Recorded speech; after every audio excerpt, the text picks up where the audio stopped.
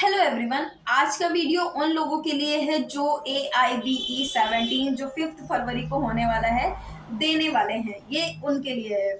चलिए वीडियो बना इस वीडियो में क्या क्या होगा, पहले मैं इंडेक्सिंग कर देती हूँ कि क्या क्या है इस वीडियो में, जिसमें आपको देखना है या नहीं देखना है वो आप पहले ही डिसाइड कर लेना।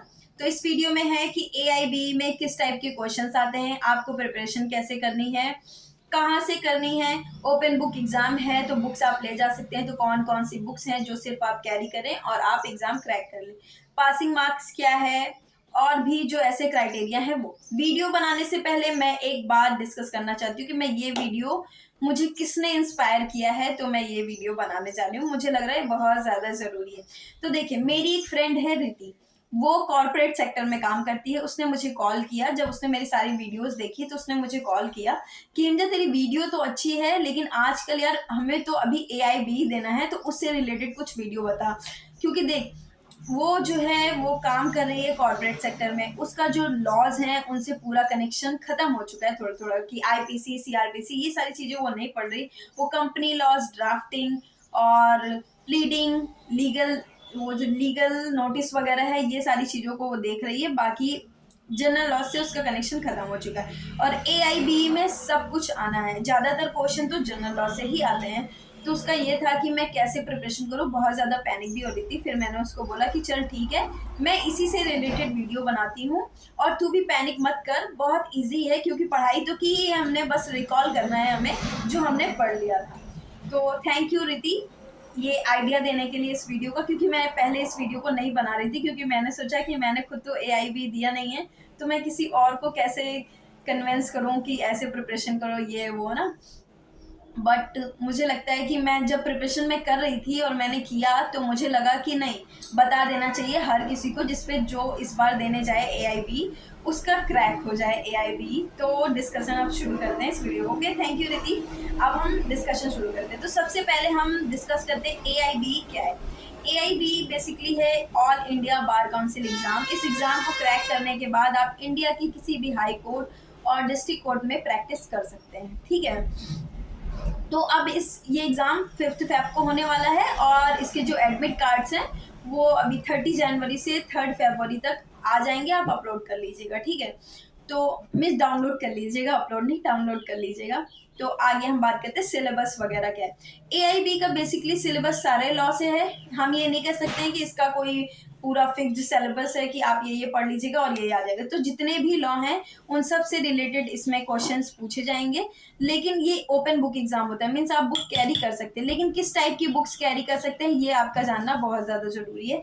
कि देखिए, आपको इसमें जो बार काउंसिल का जो नोटिफिकेशन है उसके अकॉर्डिंग आप इसमें बेयर एक्ट्स को कैरी कर सकते हैं, वो भी वो बेयर एक्ट्स जिसमें कॉमेंट्री ना दी हो। कुछ कुछ बेयर एक्ट्स मतलब थोड़ा बहुत, तो उस टाइप की बेयर एक्ट्स को आप कैरी नहीं कर सकते हैं जिसमें कमेंट्रीज लिखी हुई हो। बाकी आप बेयर एक्ट कैरी कर सकते हैं।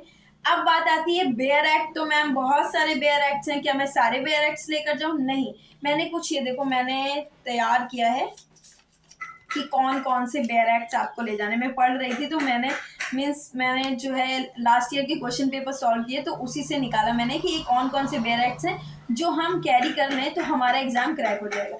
क्रैक सबसे पहले बताते हैं क्रैक करने का क्राइटेरिया, क्योंकि मिस कैसे आप उसको होगा कि आपने AIBE पास कर ली। तो पासिंग मार्क्स जो है वो 40 है। 40 आप मार्क्स लाते हैं तो आप पास हो जाते हैं। 40 से ज़्यादा लाते हैं तो कोई फर्क नहीं पड़ता है, मीन्स ये नहीं होगा कि आप टॉपर हो गए तो आपको अवार्ड वगैरह दिया जाएगा। तो 40 नंबर आप ले आते हैं तो बस इनफ है। वो एग्जाम जो होगा वो लैंग्वेज है उसमें दी हुई है। आप जब आपने फॉर्म भरा होगा तो उसमें सेलेक्ट करने के लिए दिया हुआ था कि कौन सी लैंग्वेज में आप लेना चाहते हैं।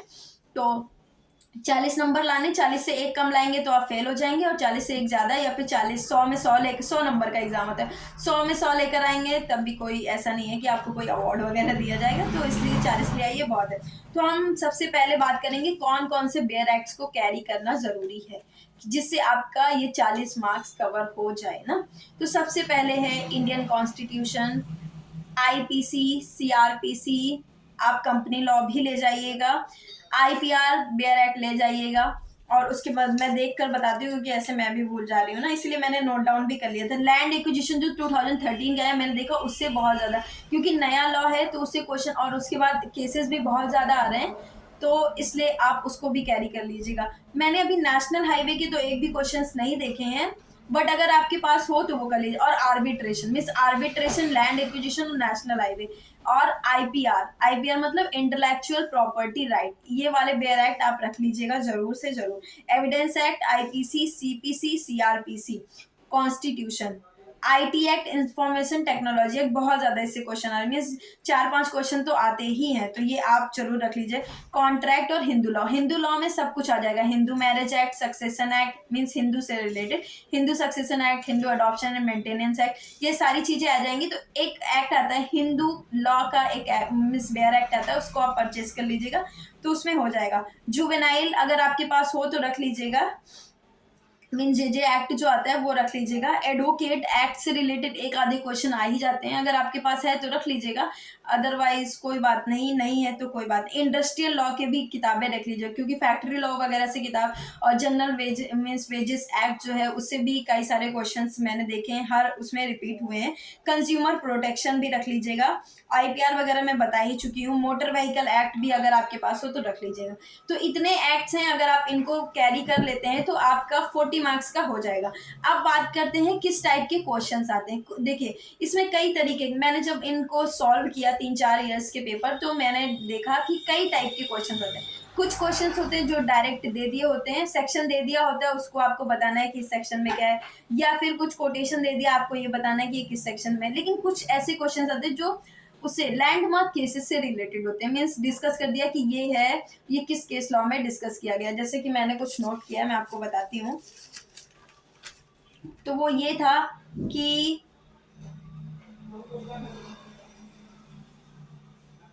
मीन्स जैसे कि ये है कि अमेंडमेंट्स, ये जो 300A का है, ये अमेंडमेंट कब हुआ था, तो ये 44th अमेंडमेंट था। उसके बाद एक ये केस आया था हुसैना खातून वर्सेस स्टेट ऑफ बिहार, इसमें फ्री ट्रायल के बारे में डिस्कशन किया गया था। और उसके बाद अभी जो एक केस हुआ था शायरा बानो का, जिसमें वो मेंटेनेंस की बात की गई थी ना, मुस्लिम लॉ में मेंटेनेंस, आफ्टर डिवोर्स मेंटेनेंस की बात की गई थी।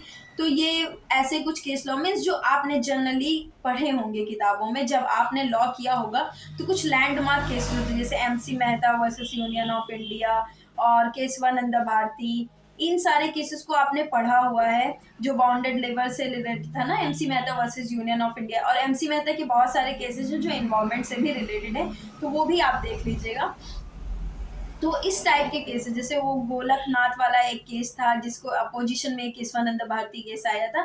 तो इस टाइप से कुछ केस लॉज हैं जो लैंडमार्क केस लॉ थे, जिन्होंने एक लॉ लिख दिया है, वो वाले केस लॉ आप याद कर लीजिएगा। अभी वो जो उसको स्कैप किया गया था ना, जो हमारा था अडल्ट्री को, सुप्रीम कोर्ट के थ्रू, पता नहीं जोसेफ कुछ करके उसका नाम है, मुझे याद नहीं है, अगर याद आ जाएगा तो मैं डिस्क्रिप्शन में डाल दूंगी, ओके। तो वो ऐसे मतलब जो लैंडमार्क केसेस हैं उससे रिलेटेड भी कुछ क्वेश्चंस आते हैं, तो आप लैंडमार्क केसेस भी कुछ सारे पढ़ लीजिए।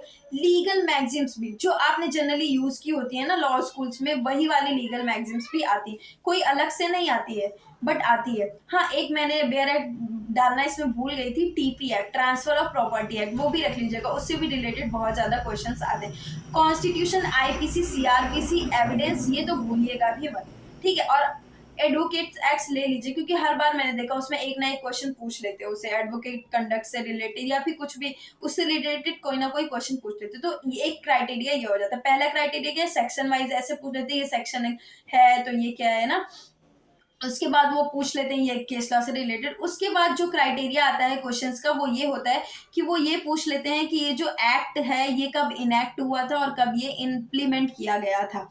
तो ये वाला क्वेश्चन भी एक आधा आ जाता है किसी भी एक्ट से रिलेटेड। तो आपको इस वाले क्वेश्चन के आंसर को कहाँ पे खोजना है मैं ये बता। तो आप कोई भी एक्ट, जैसे कि CPC की बात कर लें और CPC का पूछ लिया कि CPC जो है वो कब इनैक्ट हुआ था और कब इम्प्लीमेंट हुआ था, तो फिर आप कहाँ पे ढूंढेंगे। तो ये मैं बेयर एक्ट भी मैंने रखी हुई है, ये सामने, ये CPC की बेयर एक्ट है, ठीक है। और उसके बाद ये इसमें उल्टा आ रहा है आप देख लीजिएगा।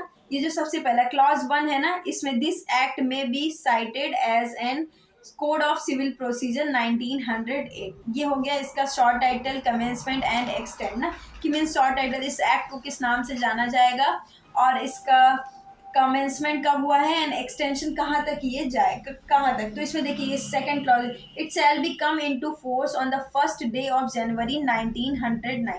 मीन्स यहाँ आपको जो सेक्शन 1 होगा या फिर आर्टिकल 1 जो कॉन्स्टिट्यूशन है उसका आर्टिकल 1 जो है, या फिर कोई और बेयर एक्ट है तो उसका सेक्शन 1 जो है वो आपको ये बता देगा कि ये कब इनैक्ट हुआ था, कब इम्प्लीमेंट हुआ था। तो इस सब की जानकारी आपको यहाँ से भी रिलेटेड एक आधे क्वेश्चंस आ जाते हैं, तो ये आप देख लीजिएगा कि कौन से एक्ट से रिलेटेड ये आया है, तो एक टाइप का ये क्वेश्चन हो जाएगा। और कुछ एनालिटिकल रीजनिंग भी आ जाती है ना, लीगल रीजनिंग जिसको कहते हैं, वो उससे रिलेटेड भी क्वेश्चन आ जाते हैं। जैसे आपने क्लैट का एग्जाम दिया होगा तब आता था ना कि ये सिचुएशन दी हुई है तो इसमें कौन पनिश होगा। ये बेसिकली कहाँ से आ जाता है कि सबसे ज्यादा जो इसके वाले क्वेश्चंस होते हैं वो कहाँ से आते हैं आपका जो बेयर एक्ट है उसको कहते हैं कॉन्ट्रैक्ट लॉ का, वो भी बेयर एक्ट जरूर क्वेरी करिएगा, ठीक है। कॉन्ट्रैक्ट से रिलेटेड आ जाते हैं कि मीन्स ए ने बी को प्रॉमिस किया कि मैं तुम्हें इतने रुपए में ये पेन दूंगा, तो ये क्या है ना। तो आपको बताना होगा ये कॉन्ट्रैक्ट है, ये प्रॉमिस है, या फिर ये कॉन्ट्रैक्ट नहीं है, या ये कॉन्ट्रैक्ट और प्रॉमिस दोनों है। तो इस टाइप के क्वेश्चंस भी आ जाते हैं। कुछ क्रिमिनल लॉ से रिलेटेड भी क्वेश्चन आ जाते हैं, उसमें बता देते हैं कि ए ने बी को बंदूक से मीन्स लड़ाई हो रही थी, उन्होंने मार दिया, तो ये किस सेक्शन में कवर होगा। तो इस टाइप का आपका आ जाता है, उसको पनिशमेंट किस सेक्शन में मिलेगी। या फिर कोई लॉ दे मीन्स और एक आता है जो बेयर एक्ट से रिलेटेड, बेयर एक्ट में आपको मिल जाएगा उस क्वेश्चन का आंसर। वो ये होता है कि उन्होंने कोई मीन्स बता दिया कि ये मर्डर का जो चार्जेस है इसकी मैक्सिमम पनिशमेंट कितनी होती है। तो आपको ये बात याद होनी चाहिए कि मर्डर कहाँ पे है, कहाँ पे इसको डिफाइन, कहाँ पे इसका लिखा हुआ है कि कितने साल इसकी पनिशमेंट है ना। तो मर्डर की जो पनिशमेंट है वो तो 302 आईपीसी में लिखा हुआ है, वहां से आप देख लेंगे, ठीक। तो ये हो जाता है, ये बेसिकली इस टाइप के उसमें क्वेश्चंस होते हैं। क्वेश्चन रिपीट नहीं होते, ऐसा मत सोचिएगा कि हमने पास्ट ईयर के क्वेश्चन पेपर सॉल्व कर लिए तो उसी में से कुछ ना कुछ आ जाएगा और हम लिख देंगे, ये नहीं। पास्ट ईयर के क्वेश्चन पेपर सॉल्व करने से प्रॉफिट क्या है आपका, प्रॉफिट ये है कि आपको आपका दिमाग में सेट, जैसे मैंने उनको पढ़ा तो मुझे पता चल गया कि किस टाइप के क्वेश्चन पूछे जा सकते हैं। बस ये आपका मीन्स आपका माइंड सेट हो जाएगा कि इस टाइप के क्वेश्चन है, इनके आंसर ऐसे ऐसे मैंने उसमें ढूंढे थे, तो इस तरह से कैसे। तो एग्जाम देने से पहले 1-2 दिन पहले आप सॉल्व कर लेना, ज़्यादा इतनी प्रैक्टिस करने की जरूरत अभी से आप कर लेंगे तो शायद उस दिन तक भूल जाए। मीन्स अभी आपने लैंडमार्क केसेस सारे पढ़ लिए और उस दिन उसके एक दिन पहले नहीं पढ़े तो सिर्फ आप भूल जाएंगे, फिर सारे जितने भी लैंडमार्क केसेस पढ़े बड़े हैं और जितनी भी रीजनिंग वगैरह लगाई वगैरह सब भूल जाएंगे। तो इसलिए मैं रिकमेंड करूंगी कि आप एग्जाम के 2-3 दिन पहले एडमिट कार्ड आ जाए ना आपका, फिर आप आराम से प्रिपरेशन करिएगा, ठीक है। और कौन कौन है, कहाँ कहाँ पे आप लोगों का एग्जाम देने के लिए आपने वो जो मांगा नहीं था, उन्होंने सेंटर्स 3 सेंटर मांगे थे ना उन्होंने, तो आपने क्या क्या भरा है बताइएगा। अगर कोई कहीं मेरा फ्रेंड मिल गया तो फिर हम लोग मिलते हैं। Okay, bye bye. मुझे लगता है कि सारा कुछ इनफ है। अब आपके जो AIB से रिलेटेड टेंशन थी, आप चाहे कॉर्पोरेट में है कहीं पे भी हैं, आपका हो जाएगा पूरा ना। अगर आप हाई कोर्ट भी प्रैक्टिस कर रहे हैं तो आपका जो लोअर कोर्ट वाले लॉ है ना, मीन्स जो प्रोसीजरल लॉ है, उनसे थोड़ा टच खत्म हो गया होगा। तो आप इन सब चीज़ों को ध्यान दीजिएगा कि आपको बहुत ज़्यादा किताबें ले जाने की ज़रूरत नहीं। मैंने जितनी बुक्स बताई हैं, मीन जितने बेयर एक्ट्स बताए हैं, उतने ले जाएंगे तो आपका काम हो जाएगा। कुछ सारे क्वेश्चंस होंगे और पैनिक नहीं करना वहाँ पे, और सारे क्वेश्चन करके आइएगा, क्योंकि कोई माइनस मार्किंग नहीं है। तो आपको इस बात की भी टेंशन लेने की ज़रूरत नहीं होगी कि भाई मेरे मार्क्स कट जाएंगे अगर मैंने गलत टिक कर दिया तो इसलिए सारे क्वेश्चन सबसे पहले आप टिक करिएगा। पहले आप बेयर एक्ट, अगर आपको कुछ नहीं आता है तो फिर आप ऐसे शुरू करिएगा, और अगर आपको सब कुछ आता मीन्स कुछ बहुत आता है तो पहले क्वेश्चन पेपर चेक कर लीजिएगा कि कौन कौन से क्वेश्चन आते हैं, पहले वो आप कर लीजिएगा। फिर जो बेयर एक्ट से रिलेटेड है वो कर लीजिएगा, उसके बाद फिर या फिर आपका जैसे आप मैनेज करते हो वैसे कर लीजिएगा। तो अब मुझे लगता है सब कोई पास हो जाएगा, सबके 40 मार्क्स हो जाएंगे। ऑल द बेस्ट सबको, और मुझे भी सब लोग नीचे कमेंट में ऑल द बेस्ट बोल देना, क्योंकि मेरा भी एग्जाम है। मैंने इतनी सारी बातें बोल दी, अगर मैं खुद भी फेल हो गई तो आप लोग बोलोगे यार खुद ही फेल हो गई जब मैं बता रही थी। लेकिन मुझे इतना भरोसा है कि फेल नहीं होंगे, ना हम फेल होंगे ना वो लोग फेल होंगे जो मेरी ये वीडियो देख रहे थे। Okay, thank you.